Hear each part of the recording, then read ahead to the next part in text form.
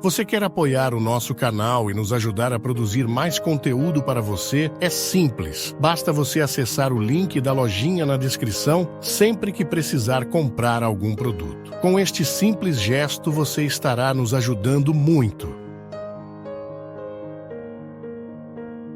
Primeiro que é muita pretensão a gente querer entender tudo que a Bíblia diz, né? Aí vale uma regra que lá na faculdade a gente chama de hermenêutica, né? Nós não podemos entender o texto fora do contexto. Então toda vez que você ler alguma passagem bíblica, não interprete nunca ao pé da letra. Primeiro, é uma regra para a gente poder estudar a Sagrada Escritura. Então, se a gente quer entender bem aquele texto, aquela passagem, procure saber em que contexto ele foi escrito, a que comunidade aquele texto está escrito, o porquê, e isso sempre existe ali uma explicação nas notas de rodapé. Você vai observar que no versículo bíblico, há sempre, de vez em quando você encontra uma notinha de rodapé, que é um númerozinho a mais, que tem a informação embaixo do que se trata. Esse é um jeito muito bom de nós lermos a Sagrada Escritura, porque a nota de rodapé geralmente nos dá o contexto. O texto está ali em cima, a nota de rodapé geralmente diz respeito ao contexto. É uma explicação a mais dos exegetas para nos ajudar, a entender melhor o significado do texto. Tá bem, essa é uma maneira de estudar. É uma maneira de você adentrar o território da Sagrada Escritura sem o risco daquela interpretação ao pé da letra, que pode ser muitas vezes uma interpretação burra, né? Me desculpe o termo, mas é muitas vezes isso.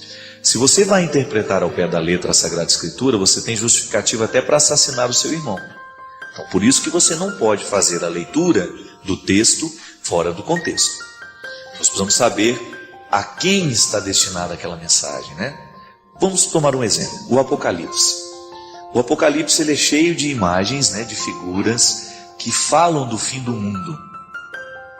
E tudo está construído para dizer que muito em breve, a linguagem é muito urgente, muito em breve toda essa realidade humana vai ser desmoronada e finalmente o poder de Deus vai ser instaurado no meio dos homens. Veja bem que o Apocalipse é uma promessa, essa promessa apocalíptica, ela está diretamente ligada à promessa da instauração do reino que começa em Jesus.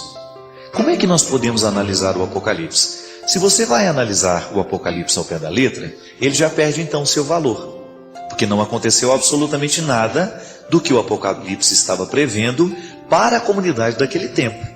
Porque os primeiros cristãos acreditavam que Jesus voltaria muito em breve, de dragões e de coisas, de monstros. Tudo isso aí são metáforas, isto é, uma linguagem para dizer o que não está ali, mas que é muito mais.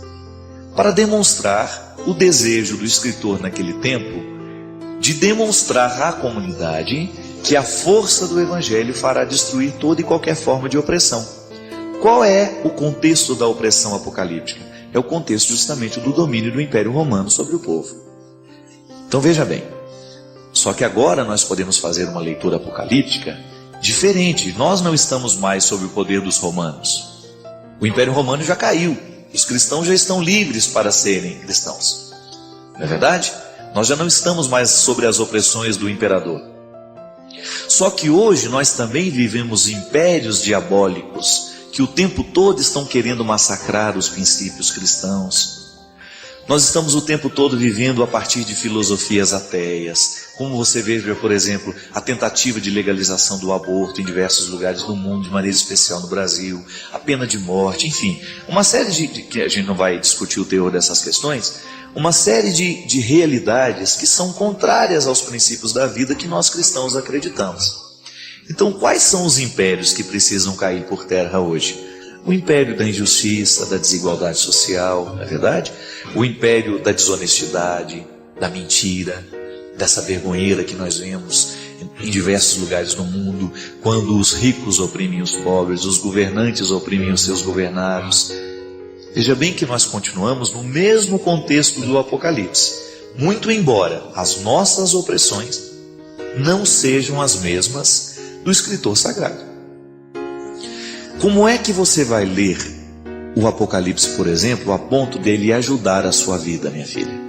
Você vai começar a identificar quais são os impérios que precisam cair no seu coração. A força do seu coração é movida pelo cristianismo. Então você traz todos os princípios do Evangelho norteando a sua ação, a sua conduta. Isso é ser cristão. Não é ir ao culto, não é ir à missa, não é comungar todo domingo, porque isso não é garantia de salvação para ninguém. A garantia de salvação está naquilo que Jesus dizia: vai chegar um momento em que não vai ser em Jerusalém, não vai ser neste monte, mas o verdadeiro adorador, isso é, o verdadeiro seguidor, adorará em espírito e em verdade. Isso é, onde eu estiver, ali todo o reino de Deus estará legitimamente representado na minha pessoa, na minha humanidade. Então, se eu sou cristão, eu tenho que ser naturalmente uma pessoa de bem.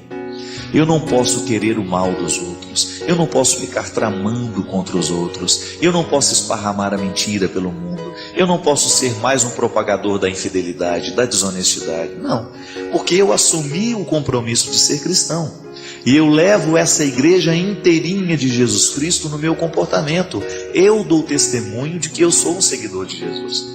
Cada vez que eu olho com maldade para alguém, desejo o mal daquela pessoa e até arquiteto uma maldade para ela, eu estou legitimando o poder dos impérios que o Apocalipse condena na minha vida e em mim. Veja bem que o ser humano é um território do sagrado. Eu sou o tempo todo um legítimo representante do sagrado. Mas se eu também me descuido, eu me torno um legítimo representante do diabólico. Não é assim?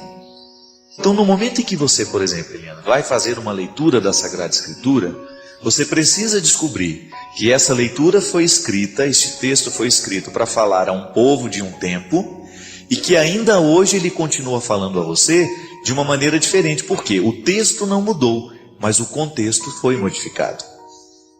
O contexto daquela época em que o texto está inserido é um contexto diferente do que você está hoje. Mas essa palavra de Deus continua falando a você. Por isso ela é sagrada. Por que ela é sagrada? Porque ela não morre. Ela é sagrada justamente porque ela está separada para comunicar sempre. Mesmo que mude o nosso contexto, mesmo que a interpretação deste texto seja diferente, ela continua nos movendo. Agora, a gente só precisa ter honestidade para que, de fato, a gente não se desprenda da palavra de Jesus. Qual que é o critério hermenêutico que nos dará direito de ler a primeira frase da Bíblia até a última e interpretá-la sem erro? É a gente nunca contradizer tudo o que a gente leu com a palavra de Jesus. Se em algum momento essa palavra está sendo interpretada na contradição da palavra de Jesus. Ela escreveu assim: Padre Fábio, eu tenho 36 anos e sempre sofri muito com a insegurança. E tenho percebido que com o tempo, essa insegurança está se acentuando dentro de mim. Cada vez mais tenho dificuldade de tomar decisões, me sinto afetivamente muito instável, não acredito muito no amor das pessoas por mim e naturalmente tenho dificuldade também de dispensar amor às pessoas. Me ajude, por gentileza. Essas inseguranças que nós sentimos, elas não são por acaso, né? Quando a gente identifica uma insegurança aos 36 anos de idade e reconhece que ela fez parte da nossa vida, a gente tem de alguma maneira começar a compreender o porquê que essa insegurança é mantida dentro de nós. Para isso que existe o processo terapêutico. Sempre que você estiver diante de um ser humano em conflito, saiba que ele está agindo de acordo com a história que teve. Ninguém é por acaso. Não há ser humano nessa vida incoerente. A insegurança de hoje está muitas vezes associada às inseguranças da primeira infância. Por isso, casou, ninguém te obrigou a casar. Ficou mãe, ninguém te obrigou a ser mãe. Exerce essa maternidade. Por isso que você que é pai, você que é mãe, você precisa tomar muito cuidado na maneira como você se porta diante dos seus filhos. Qual é o tanto que você se dá, qual é o tanto que você se nega. Porque esta capacidade de articular esse equilíbrio, de estabelecer confiança dentro dessa criança, sabe por quê? Porque senão um dia vai virar um adulto infeliz, inseguro. Quando a criança sofre de muita restrição, por exemplo, ela fica um adulto medroso. Criança que passa fome na infância, por exemplo, é um adulto egoísta. Ele tem medo de que vai faltar, porque quando ele era criança faltava. Mãe que super protege, que não deixa a criança viver, que não deixa a criança dar os primeiros passos, que não deixa a criança engatinhar, vai ser uma criança, vai ser um adulto que depois vai ter medo de enfrentar as dificuldades da vida. Por isso que o tempo de maternidade são 6 meses, não são? Licença de maternidade? Justamente, já está em torno do ensinamento da psicologia. Mas aí a mulher tira 6 meses, ela vai passear, vai para o shopping, fica com a babá, a criança. Não pode, criatura. Fazer filho é igual construir casa. Se você não lança bem as bases desse fundamento, depois cai, quebra, não serve para nada depois. Destrói inteiro. Por quê? Porque faltou a estrutura. A sabedoria está aí no mundo animal, gente. Você já viu o cachorro que deu à luz, que pariu, sair para passear com as amigas? O instinto animal mostra como tem que ser a vida. Você já viu alguma leoa? Eu vou dar uma volta pela selva, estou muito angustiada. O leão não tá me tratando como eu preciso. Não é? Nunca vi uma girafa passeando pela selva angustiada, deprimida, largando a cria dela num canto. Não. O animal fica grudado e ai de quem chega perto. Enquanto aqueles pititinhos não estão prontos para serem deixados sozinhos, a mãe não abandona. Você que é mãe, pelo amor de Deus, não negligencie esta sua responsabilidade. Volto a dizer, já falei isso aqui várias vezes. Maternidade e paternidade não é apenas exercício de função biológica, não é só parir, não é só fazer o filho. É depois você se comprometer com todo o processo da criança, porque senão você vira um fabricante de gente infeliz. Desculpe-me o termo, mas há muitos pais e mães que são verdadeiras fábricas de gente infeliz, porque não assume na hora certa a responsabilidade de cada tempo. O que é interessante agora não é só para Cíntia, e sobretudo para quem é pai e mãe nos dias de hoje, né? É que estas inseguranças, gente, elas estão diretamente ligadas à primeira fase da nossa vida. É interessante, tá? Tem uma perspectiva na psicologia de Freud que diz que quando uma criança ela vem ao mundo, ela vai fazendo aos poucos o processo de diferenciação. Mas quando, e Freud diz que isso é a primeira fase da vida, até os 6 meses de idade, né? Ele diz que a criança não tem a capacidade de distinguir-se do outro. É a relação mais completa que nós já podemos fazer na vida, é a relação mãe-filho. O pai fica com déficit porque não é ele que gestou, não é ele que trouxe dentro da barriga, mas esta união total, ela é quebrada por causa das situações da vida. Até esses 6 meses, as ausências da mãe viram cicatrizes na alma da gente, por causa da compreensão de tempo. Uma criança não sabe, ela não tem a experiência do tempo cronológico como nós temos, administrado, colocado, a gente sabe quanto tempo vai durar, não. Uma criança nessa primeira fase da vida, quando é colocada distante da mãe, é como se ela estivesse negada dela mesma. E é impressionante as cicatrizes que isto causa na alma de uma criança. Os psicólogos chamam isso de cicatrizes no cérebro, né? Que é um jeito de mostrar justamente o peso que esta emoção tem para determinar até mesmo a maneira como a pessoa se pensa pela vida fora. Então uma criança que sofre demais da ausência da mãe nessa primeira infância, ela pode se transformar numa criança muito insegura ao longo da vida, justamente porque ela não teve o suporte e a garantia desta união total. Aí você pode pensar, como é que fica o coração de um garoto que acreditou que a mãe voltaria e ela não voltou nunca? Olha, a primeira infância exige dedicação total, não adianta. Pariu, vai ter que cuidar. Depois você vai descobrindo que é possível deixar por um tempo controlado. Essa ausência não pode ser grande demais, essa ausência não pode ser exagerada nesse primeiro ano de vida. Então, Cíntia, às vezes nós sofremos de insegurança porque justamente os nossos pais não souberam desses detalhes dessa história. Eles não sabiam psicologia. Eles não sabiam que 10 minutos longe de nós podiam custar uma eternidade para nós, que não sabemos o que significa o tempo. E que a ausência de uma mãe nesse intervalo de 6 meses, dos 6 primeiros meses, a ausência dessa maternidade, ela é dolorosamente sentida pela criança. Então, porque eu não tenho essa possibilidade de continuar a minha união total com a minha mãe, eu crio uma cicatriz dentro de mim. Então eu fico desconfiado o resto da vida, porque eu não tive a garantia da primeira união. Freud dizia que todos os desdobramentos afetivos das nossas relações não são outra coisa senão o nosso desejo de voltar à união total. Que em muitos casamentos você vê o marido procurando uma mulher absolutamente igual à mãe dele. Não é assim? Às vezes ele quer casar com uma mulher que seja muito parecida com a mãe, porque inconscientemente ele quer retornar à união total. Gente, é por isso que essa relação de mãe e filho é uma relação muito complexa. A ausência de uma mãe na vida de um filho, ela tem um déficit terrível. Muita gente não aprende a perder depois, num determinado momento da vida, é porque lá na infância perdeu do jeito errado, perdeu de maneira drástica.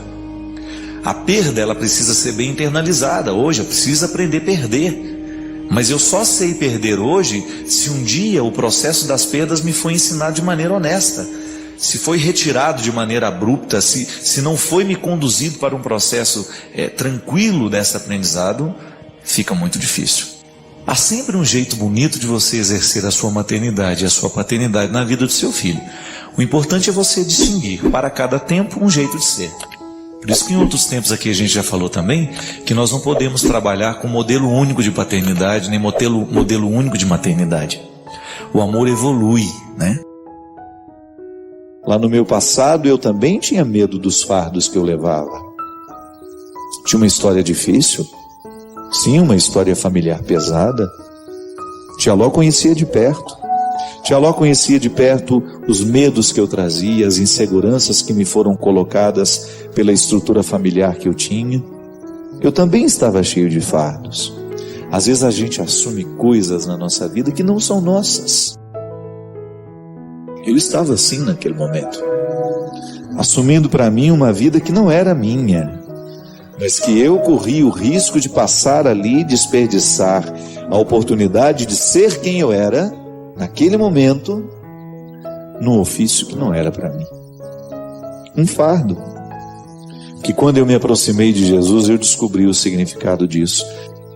Ao fazer a experiência do Cristo, eu o recebo na minha alma, ele passa a ser o hóspede da minha alma, e ele começa a me ajudar a trabalhar comigo para fazer esse artesanato diário do meu caráter, da minha personalidade, percebendo o que em mim ainda não é semelhante a ele, fazendo comigo aquilo que talvez nenhum ser humano foi capaz de fazer. Nós somos tão necessitados, de ficar nessa presença de Deus e de refletir a nossa vida à luz dessa presença, porque nós precisamos, só na presença do Senhor que nós temos condições de tomar posse dessa ressurreição, que é preparada diariamente para mim e para você. Porque quando nós estamos verdadeiramente diante de Jesus, ele realiza em nós um despojamento. Primeiro ele faz a gente jogar tudo no chão, igual ele fez com o jovem rico. Tem que estar de mãos vazias para estar diante de Jesus. Esqueça tudo que você tem. Esqueça. Isso não servirá de nada no primeiro encontro. Só se encontra verdadeiramente com Jesus aquele que está despojado de tudo o que pensa ter alcançado até o dia de hoje. Vinde a mim todos vós que estáis cansados, carregados de fardos, e eu vos darei descanso. Tomai sobre vós o meu jugo e sede discípulos meus. Isto é, assuma aquilo que é meu e você vai perceber que muito disso é seu também. Jesus é o libertador, Jesus é a verdade, Jesus é a vida. Creia. Em audiência particular, sendo recebido por Ele, que tudo sabe do seu coração. Você ter a possibilidade de receber dele uma palavra, uma orientação, que possa encaminhar o seu coração para um novo tempo, porque isso é possível. A nossa fé nos garante isso. Nós somos filhos de uma promessa, nós somos frutos dessa promessa, que se cumpre diariamente na vida da igreja. É a presença do Cristo nos redimindo de todas as nossas fraquezas, nos entregando a oportunidade de um novo tempo, de uma nova sociedade que Jesus chamava de reino de Deus. Tomai sobre vós o meu jugo e sede discípulos meus, porque sou manso e humilde de coração, e encontrareis descanso para vós, pois o meu jugo é suave e o meu fardo é leve. Essa promessa de Jesus para mim, para você, essa promessa de Jesus que já mudou a vida de tantas pessoas, continua sendo absolutamente atual. Quem faz uma experiência verdadeira de Jesus, quem conhece de fato o coração de Jesus, começa a ter contato com todas as realidades que lhe impedem de ser quem você é. Quem de fato faz uma experiência do coração de Jesus, vai aprender a lidar com seus egoísmos, com suas mazelas, com seus defeitos, porque num coração que está consagrado ao coração de Jesus, a matéria-prima da nossa conversão são as nossas misérias. É o reino dos céus, é o reino divino que já começa aqui. Ele é a esperança eterna para depois da morte, mas Deus nos ensina, através de Jesus, que o reino dos céus começa aqui. Quando nós nos amamos, quando nós nos respeitamos, quando nós nos cultivamos, quando nós expulsamos do nosso coração tudo aquilo que possa impedir que os valores do reino ganhem espaço no mundo através de nós. Era o que Jesus fazia. Jesus era naturalmente terapêutico. Ele conseguia arrancar a vida do outro para uma partilha que nem sempre passava pela palavra. Que é assim mesmo. Às vezes a gente só pode superar uma fase da vida depois que a gente teve condições de partilhá-la com alguém. Depois da partilha é como se alguma coisa pudesse fazer avançar na direção de uma melhora, de uma superação. Na psicologia mesmo nós aprendemos que toda vez que nós temos coragem de falar sobre uma determinada realidade, que até então era só guardada por nós, que pertencia àqueles segredos que nós jamais tivemos coragem de contar a alguém, de alguma maneira a gente começou a superar. O silêncio nos amordaça, ele pode muitas vezes piorar uma realidade. Quando eu partilho, eu tenho condições de dar passo na direção de uma superação. É por isso que a conversa ela é sempre terapêutica. É igual quando alguém percebe que nós temos talento para alguma coisa e a gente tinha medo de dizer que tinha vontade de desenvolver aquele talento. Você escuta aquele elogio e aquilo te enche de esperança. É verdade, eu vou me ocupar disso, vou dedicar-me para que esse talento venha à tona. A gente sabe muito bem o que Jesus provocou na Samaritana, porque de alguma forma, em algum momento da nossa vida, alguém fez isso conosco. Alguém foi essa voz divina na nossa história, nos motivando a ir além, ir adiante. A gente cresce tanto quando a gente tem a oportunidade de encontrar alguém que fale o assunto que a gente precisa falar. É um processo terapêutico em nós. A amizade é naturalmente terapêutica, porque é quando a gente tem essa feliz oportunidade de partilhar aquilo que muitas vezes nos pesa, de dividir com o outro aquilo que nos assusta, colocar pelo recurso da palavra, por mais limitado que seja, Essa é a matéria-prima que agrada ao coração de Jesus, porque é a partir dessa sede e dessa necessidade que essa matéria-prima representa em nós, que Jesus nos oferece a água, da mesma maneira como ele ofereceu à samaritana.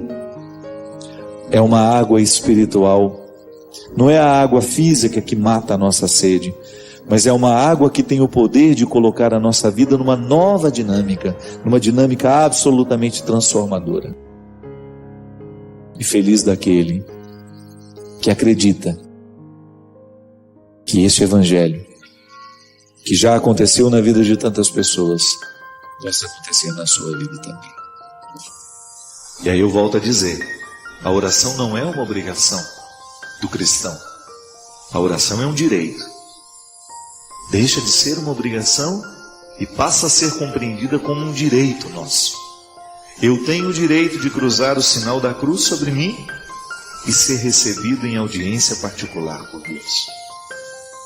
E ali contar a minha vida, contar os meus segredos, os meus medos, as minhas alegrias, quais são as minhas ansiedades, quais são os meus fracassos, quais são as injustiças que cometi, que sofri, quais são os sonhos que eu vi ruir. Em audiência particular com Ele, contar a nossa vida. Eu acho maravilhoso. Cada vez que nós temos a oportunidade de sair do coletivo e entrar na dimensão do particular. É muito saudável ao coração humano sair da condição de multidão e ser uma pessoa que é olhada nos olhos e é recebida de maneira particular. Eu acredito muito que Deus faça isso com a gente cada vez que nós entramos no estado de oração, cada vez que nós cruzamos o sinal da cruz sobre o nosso corpo, sinalizando o nosso desejo de audiência particular com Ele. Ele se coloca à nossa disposição para nos ouvir. Eu, quando digo alguma coisa sobre o meu sentimento, é uma experiência de limite, porque do meu pensamento, da realidade para o meu pensamento já existe uma perda. O que eu sinto, quando eu penso o que eu sinto, já existiu uma perda. E quando eu tento falar aquilo que eu pensei, é ainda uma perda maior. Na verdade, é sempre um prejuízo tentar dizer ao outro o que nos passa. É por isso que as pessoas que se amam, elas se entendem muito melhor. Porque só o amor é capaz de nos dispensar da formalidade da palavra. Basta a gente olhar. E a oração, essa audiência que Ele coloca de maneira particular diante do Senhor, lhe dá o direito de pedir isso. Senhor, aquilo que o Senhor fez ao povo de Israel, faça, Senhor, também na minha vida. Que a mesma ressurreição que o Senhor realizou na vida de Lázaro, que o Senhor realize hoje na minha vida também. Jesus tinha uma facilidade muito grande de arrancar o fardo do outro. Hoje o programa de direção espiritual quer dissipar todos aqueles entraves que porventura estejam no nosso coração. Queira o desassossego que Ele faz realmente crescer, porque ali Deus mora. Deus está naquilo que causa o desassossego da nossa alma. Quando você tem a oportunidade de inquietar-se, de questionar-se, e no questionamento e na inquietude, você traçar um plano junto com Deus, que você sabe que nasceu do coração de Deus para a sua transformação, que vai gerar transformação também ao seu redor. Porque onde existe uma pessoa em estado de transformação, de conversão, muitas outras também serão beneficiadas e que irão querer também aquela transformação, aquela mudança. Queira isso. Empenhe-se em descobrir no desassossego da sua alma o crescimento que você merece ter, que você merece viver. No Santo dos Santos, nós entramos só nus. Talvez seja a coisa que mais me dói como homem, não é como padre. Talvez seja o sentimento que mais me machuca, é quando eu vejo um discurso religioso negando a outro o direito de ser recebido por Deus.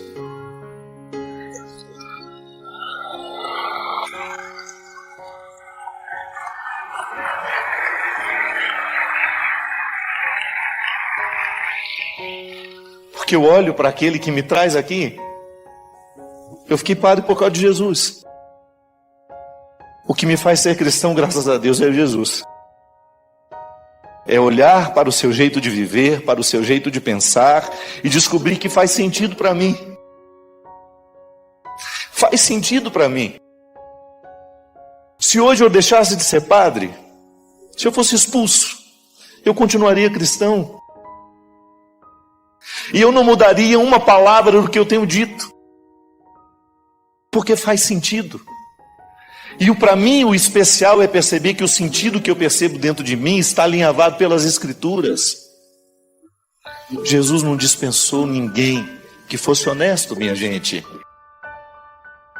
O único que foi com uma resposta um pouco estranha foi aquele menino que trouxe um monte de diploma para ele, que o Evangelho chama de jovem rico. Que riquezas eram essas? Todas as que impediam de chegar ao Santo dos Santos, que é aquele lugarzinho estreitinho dentro do templo, onde só os sacerdotes tinham o direito de entrar uma vez por ano, que era o lugar privilegiadíssimo do encontro, e que é ressignificado por Jesus no momento em que ele encontra com a samaritana.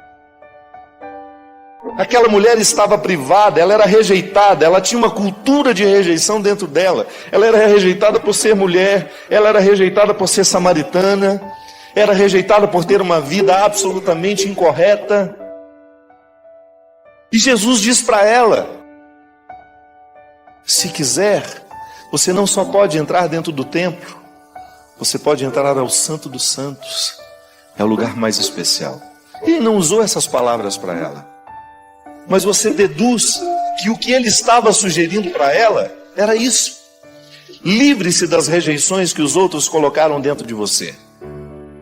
Livre-se das rejeições culturais, livre-se das rejeições religiosas, de tudo aquilo que foi um discurso desonesto, que não compreendeu quem você era, porque foi feito a partir de um homem ou de uma mulher que também não compreenderam quem eles eram. Seja honesto. Quando for evangelizar alguém, quando for evangelizar os seus filhos, seja honesto. Olhe-se. E também encontre essas rejeições que estão tão arraigadas dentro de você. Sim, todos nós aqui, de alguma maneira, um dia, foi nos colocada essa compreensão tão equivocada. Deus tem dificuldade com você, viu? Por isso. Mas eu estou te falando isso porque te amo. Ah, tá. É o último da fila que ele escolhe. Você olha para os apóstolos, os discípulos que Jesus quis com ele. Eu não escolheria nenhum deles. Aí você, num determinado momento da sua vida, se sente menos cristão por isso, porque você tem dificuldade de sentir-se amado, porque o resultado da sua vida não é satisfatório, não é o suficiente para você sentir que Deus possa ter um carinho por você. Nós estamos errando. Em algum lugar nós estamos errando terrivelmente. Porque se nós provocamos isso nas pessoas, se nós estamos colocando uma indisposição entre elas e Deus, de alguma forma nós estamos errando na construção dessa palavra, na construção desse discurso. Eu não sei o que restou de você, eu não sei quantos anos você tem de cristianismo, eu não sei quais foram as batalhas que você precisou enfrentar, quantas pessoas olharam com desdém para você, quantas pessoas ainda olham nos dias de hoje não acreditando na sua luta. Eu não sei quantas pessoas olharam com desprezo para você pelos erros que você havia cometido ou pelas próprias escolhas erradas que você fez? Não sei. O que eu sei é que se você não colocar essa rejeição sob comando, você ficará privado de saber o quanto Deus ama você. Ele troca reinos. A palavra diz isso. Troca reinos. Dispensa toda e qualquer riqueza para ficar com você. Eu não tenho direito de mudar uma linha desse evangelho. Então, se eu estou errado, eu prefiro errar ao lado dos que hoje são rejeitados. Se eu estou errado,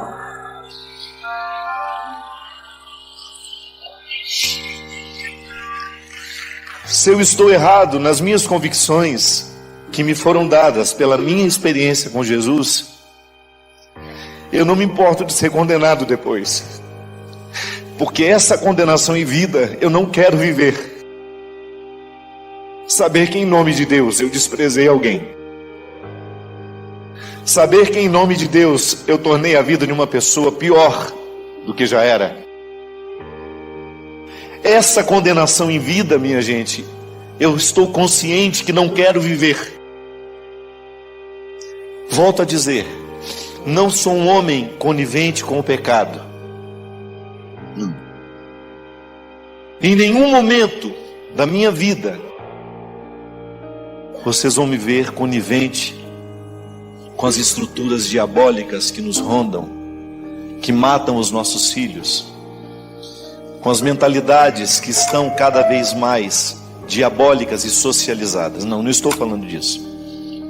O que eu não quero é perder a oportunidade de anunciar esse Deus amoroso, libertador, que provoca uma vida nova em toda criatura que honestamente dele se aproxima.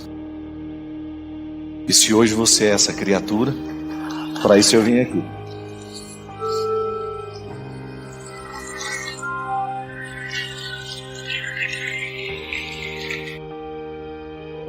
Você pode ter certeza que eu sou um homem de muitos erros, de muitos defeitos, mas eu não perco de vista o amor que Deus tem por mim.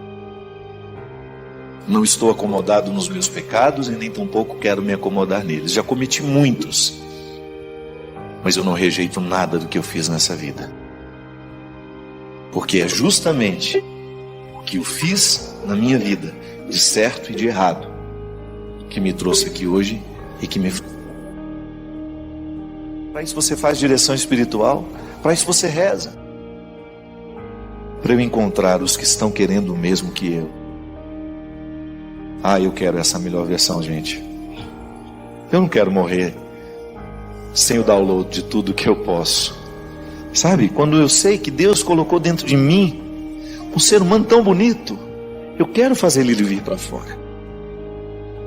Ontem, quando o professor falava, eu falei, meu Deus, como nós somos ignorantes, né? Vocês não sentiu vontade de estudar ontem, não? Eu senti. Se tivesse uma faculdade aberta, eu ia lá me matricular para o vestibular. Conversando com o Everson, meu irmão, meu amigo, que está a vida inteira já do meu lado, ele falou para mim, padre, me senti um analfabeto. Eu fui 2, Everson.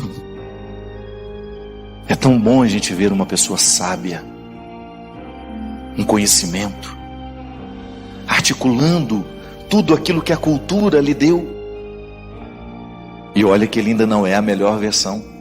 Daqui 10 anos esse homem vai estar mais brilhante ainda, mais brilhante, mais brilhante. O apóstolo Paulo foi assim.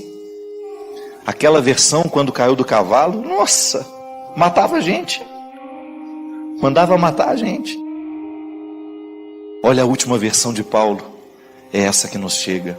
Um homem brilhante que conseguiu compreender a liberdade humana, que compreendeu Deus inerente ao homem, o homem inerente a Deus. Quando eu olho, eu não sou ainda a última versão que posso. Tenho tanta coisa a buscar dentro de mim. Então, para isso, eu preciso olhar bem para as pessoas que eu deixo me influenciarem. Sabe, isso é sério. Se eu insisto numa ambiência fútil, esqueço, não vou crescer. Agora, se eu me cerco de situações e pessoas que vão me ajudar a avançar, 5 pessoas? Existe a média, né? Falam que o estudo que nós somos a média das 5 pessoas que a gente mais convive. Se a gente convive com pessoas que nos influenciam de forma negativa, a gente vai se tornando como elas. Sério isso, não é? Quem são as suas 5 pessoas?